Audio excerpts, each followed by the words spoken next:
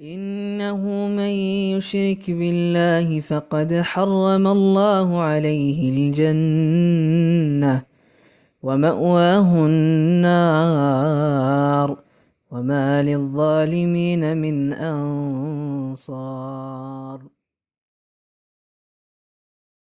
But as for the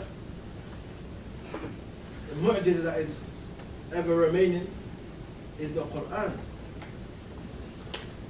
And the Prophet ﷺ, his relationship with the Qur'an, كان يتدارس القرآن مع جبريل السلام كل ليلة في رمضان. He used to revise the Qur'an every day of Ramadan with Jibreel salam. Every night, Jibreel salam will come down and revise the Qur'an with the Prophet Muhammad sallallahu alayhi wasallam. And the companions, they mentioned about the Prophet said, they said, كان النبي صلى الله عليه وسلم أجود الناس. The Prophet صلى الله عليه وسلم was the most generous of people. وكان أجود ما يكون في شهر رمضان. I said the time he was most generous, despite being the most generous of mankind, was during Ramadan. And he also said not only that, when he would meet Jibreel salam and revise the Qur'an.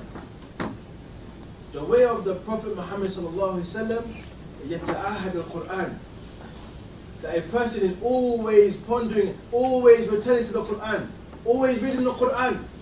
As he mentioned, Ahluul Qur'an, always review the Qur'an, because it will leave you as quick as the camel tries to leave when it's not tied. And Shaykh Uthaymeen rahimahullah, he mentioned that Allah subhanahu wa ta'ala from his wisdom made the Qur'an easy to be forgotten. And that was that people would exert effort in retaining the Qur'an. And it will show those who preserve the Qur'an and are keen in doing so from those who don't. And the Prophet said in the Qur'an, إِنَّ قَوْمِ اتَّخَذُوا هَذَا الْقُرْآنَ مَهْجُورًا. Allah mentioned this in the Qur'an. And the Prophet said, my people have taken this Qur'an as something that is abandoned. How does a person abandon the Qur'an? They abandon it first by not reading the Qur'an. The other ways they abandon the Qur'an, they may read the Qur'an but they never ponder over the tafsir of the Qur'an. They never return to the tafsir of the Qur'an. We find today, mal asaf, a person will tell you, I don't have time to read the Qur'an. But if you see them having exams, they will read like a madman. They will read like they've never read before.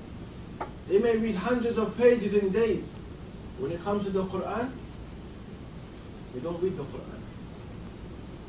And the Prophet ﷺ gave us guidance that he said, he advised his companions, there was those who would read the Qur'an and complete the Qur'an in one night. And he said the longest that the Qur'an should be left that is not completed and being read is 30 days. This is advice to myself first. The Muslim should follow this advice of the Prophet Muhammad sallallahu alaihi wasallam. Remember, the Prophet was the writer of the Qur'an. When Aisha described the Prophet, he said, "Huwa al-Qur'an, khuluquhu huwa al-Qur'an." His manners is the Qur'an. He's just like the Qur'an. How can a person become like the Qur'an? How can a person become like the Prophet Muhammad sallallahu alaihi wasallam in that regard? That a person always reviews the Qur'an.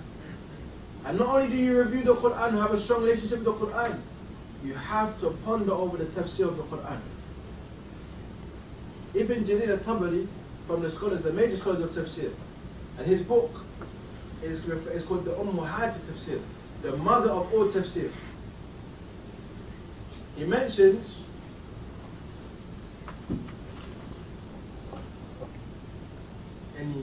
عجبا لمن لا يعلم تأويل القرآن.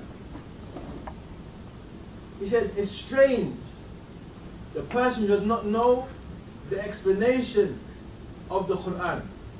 It says, كَيْفَ يَتَلَذُّ بِقِرَاءَتِهِ. How can a person taste the delight of the reading of the Qur'an when they don't understand the meaning of it?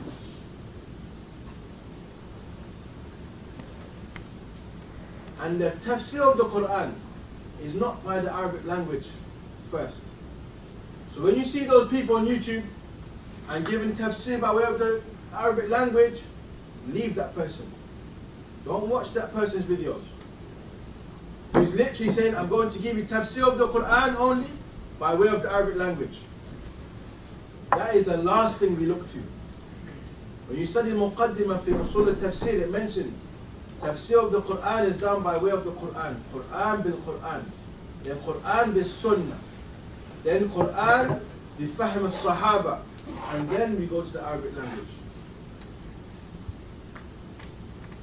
And I'm not talking about those who are giving you benefits of just reflect on the meaning of words. I'm talking about those who come and say, I'm giving you tafsir of the Qur'an by way of the Arabic language. And it's according to that person's understanding of the Arabic language.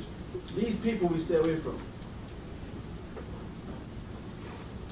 Because then you will hear some of the strangest statements coming, and you have to be cautious that you do not understand the Qur'an except as the Prophet Muhammad ﷺ understood it, the companions understood it, and as Allah wanted us to understand it. That is the most important thing.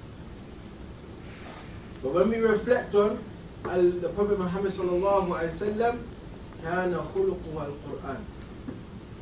Adab, everything you need is in the Qur'an. When you go to the Surah Luqman and the advice of Luqman to his son, you will see adab, manners.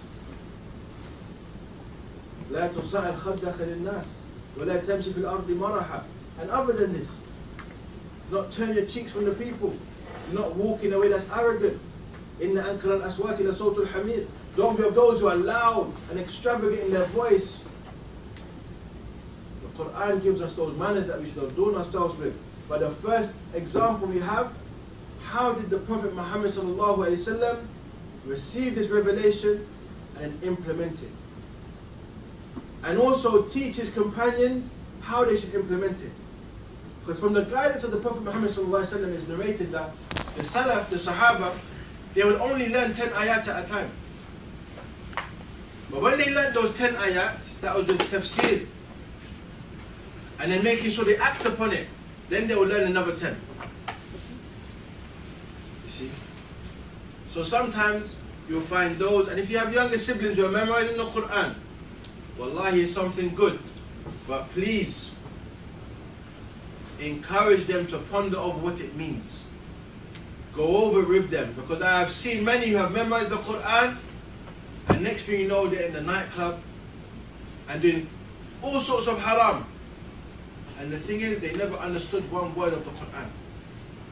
They memorized it from Alhamdu to An-Nas, but they didn't understand one word. Tafsiran, not just linguistically, by tafsir. And this is of the means that led a person to go astray. Where I said the Qur'an is a proof for you or against you.